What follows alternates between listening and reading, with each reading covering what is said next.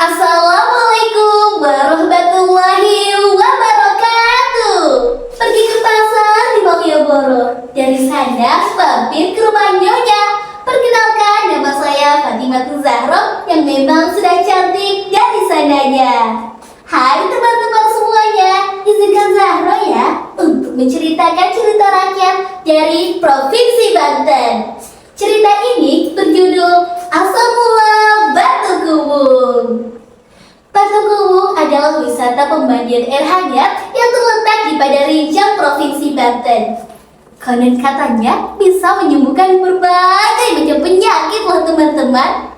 Tapi teman-teman tahu tidak asal-usul di balik cerita tersebut apa? Pada masa pemerintahan Sultan Haji tahun 1683 sampai dengan tahun 1687 Masehi, hiduplah seorang saudagar yang kaya raya. Lahan pertanian yang ada di desa tersebut adalah miliknya. Di sini, siapa yang ingin menjadi orang kaya? Acungkan tangannya. Sama, saya juga ingin sekali menjadi orang kaya. Semoga kita semua bisa menjadi orang kaya ya teman-teman. Namun sayang seribu sayang, harta kekayaan yang dimilikinya itu ia peroleh dengan cara memeras rakyat. Penderitaan rakyat setempat semakin diperparah ketika saudagar yang kaya tersebut diangkat sebagai kepala desa. Selain itu, saudagar yang kaya itu perilakunya buruk sekali. Ia sombong dan juga kikir. Lantas saja, tak ada satupun penduduk di desa tersebut yang menyukainya. Pada suatu hari, cerita tentang saudagar tersebut didengar sampai ke telinga orang sakti Banjarguna. Orang sakti tersebut hatinya baik sekali. Ia ingin menyadarkan saudagar yang kaya tersebut. Pada suatu hari, orang yang sakti itu menyamar sebagai pengemis miskin berkaki pincang meminta makanan.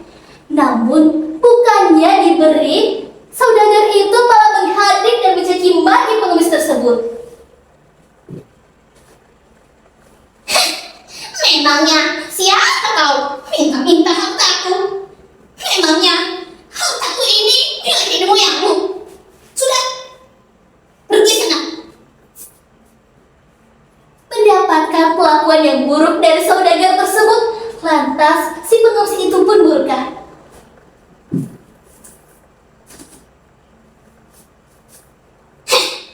Dasar manusia sombong. Lihat saja, sebentar lagi kamu akan mendapatkan balasan akibat perbuatanmu. Si pengemis itu bangkit berdiri, kemudian pergi tanpa menoleh sekalipun. Keesokan harinya, ketika saudagar itu bangun dari tidurnya, tiba-tiba kedua kakinya tidak bisa digerakkan. Ia merasa sangat panik sekali. Pelayan! Pelayan! Saudagar yang kaya itu memanggil pelayannya. Ia memerintahkan untuk mencarikan tabib, dukun, atau orang-orang pintar lainnya guna menyembuhkan penyakitnya tersebut. Namun, sayangnya tak ada satupun dari mereka yang berhasil menyembuhkan penyakitnya. Lantas, saudagar yang kaya tersebut berjanji, siapa saja yang mampu menyembuhkan penyakitnya itu, ia akan memberikan setengah dari harta kekayaannya. Mendengar hal tersebut, lantas orang sakti yang menyamar sebagai pengemis itu kembali lagi. Ia menjelaskan apa yang menjadi penyebab lumpuhnya kaki saudagar itu.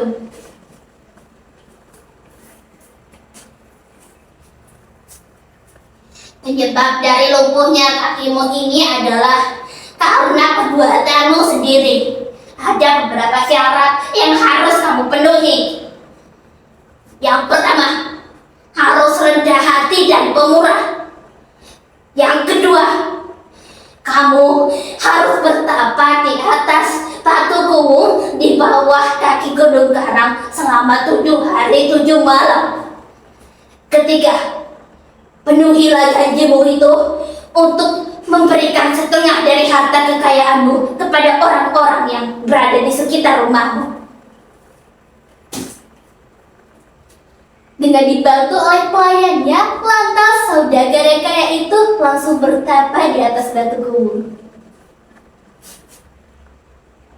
Di hari terakhir pentapaannya, tiba-tiba keajaiban pun terjadi.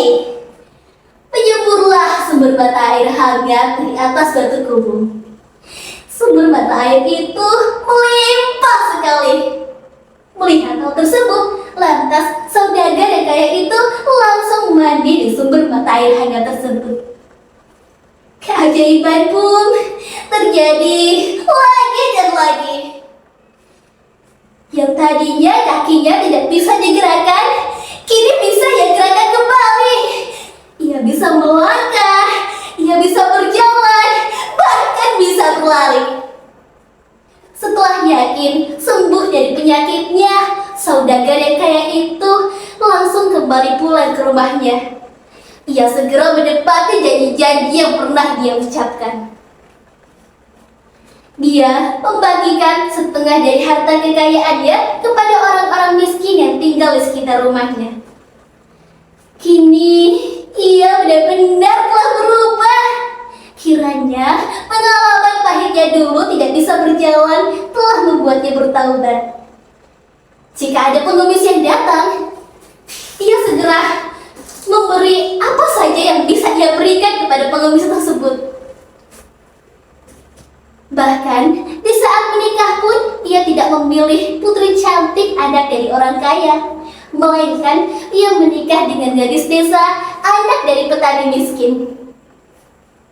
Orang-orang yang dulu membencinya kini berbalik menyukainya. Pedagangannya kian ramai. Ia menjadi tambah kaya. Batu cekung yang menjadi sebab sembuhnya saudagar yang kaya itu kini diberi nama Batu Gumul. Pergi ke pasar membeli kedong-dong. Kedong-dongnya habis diborong. Jadi orang jangan suka sombong. Kalau sombong jatuhnya tak ada yang menolong. Oh iya, pesan moral yang bisa kita ambil dari cerita tersebut adalah jangan pernah sombong atas apa yang kita miliki di dunia ini. Karena hakikatnya semua yang kita miliki di dunia ini adalah titipan dari Sang Kuasa untuk diberikan kepada orang-orang yang membutuhkan. Pergi ke pasar membeli ketupat. Dimakan pakai keripik aja. Selamat